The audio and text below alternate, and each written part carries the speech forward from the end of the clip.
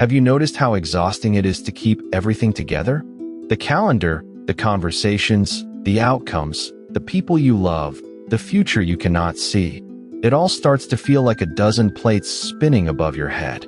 And the strange thing is, the more tightly you grip, the heavier it gets. Some of the deepest peace in your life will not come from finally controlling everything. It will come from the moment you realize you were never meant to. Proverbs 3 verses 5 to 6 says, "Trust in the Lord with all your heart, and lean not on your own understanding. In all your ways submit to him, and he will make your paths straight." That verse sounds simple until you try to live it. Because leaning on your own understanding is what we do when life feels shaky. We build plans for the backup plans. We rehearse conversations in our head before they happen. We try to protect every outcome, as if worry were a form of wisdom. But worry is not wisdom. It is an attempt to carry tomorrow before tomorrow arrives. And it always bends the soul. You can feel it in your shoulders, in your jaw, in the way your heart speeds up when a text goes unanswered or a job interview hangs in the balance. Control promises safety, but it delivers strain. It says, if you can just manage one more thing, then you can relax. And then one more thing appears. What God invites us into is different. He invites us to open our hands. A lot of us call it being responsible when really we are afraid. We call it diligence when really we are clinging. There is nothing wrong with planning, saving, working hard, or thinking ahead. But something changes when planning becomes a ritual of fear.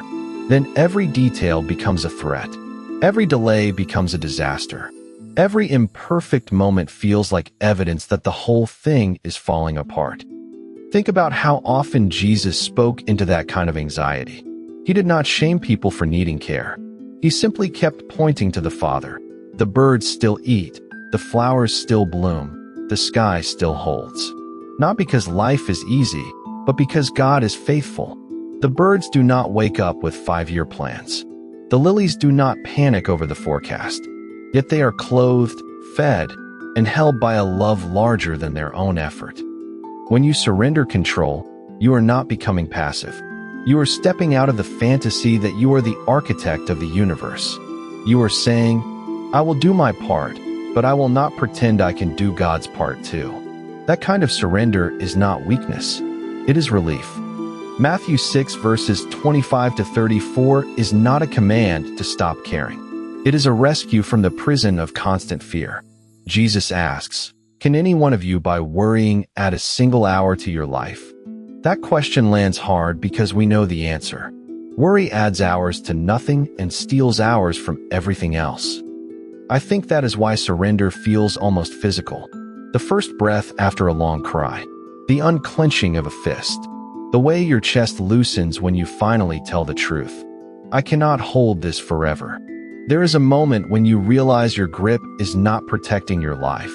It is pinning it down. God is not asking you to become careless. He is asking you to become free. Free enough to pray honestly.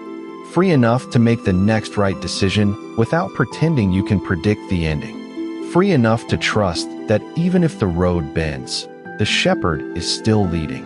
Faith is not certainty that nothing will go wrong. Faith is confidence that God will not leave you if it does. So what does surrender look like on a Monday morning? It looks like starting the day by handing God the one thing you keep trying to manage alone. It looks like praying before you plan. It looks like working hard without worshiping the result. It looks like sending the email, making the call, doing the study, showing up, and then letting the outcome belong to God. Surrender is not quitting. It is releasing the burden of being your own savior. It is the daily practice of saying, Lord, I will walk the path in front of me, but I will not carry every mile. And if you have failed at this 1,000 times, good. You are human. The point is not perfect surrender. The point is returning again. The peace of God often comes not before the storm, but in the middle of the storm, when you finally stop pretending you can calm the sea yourself. Open hands are not empty hands.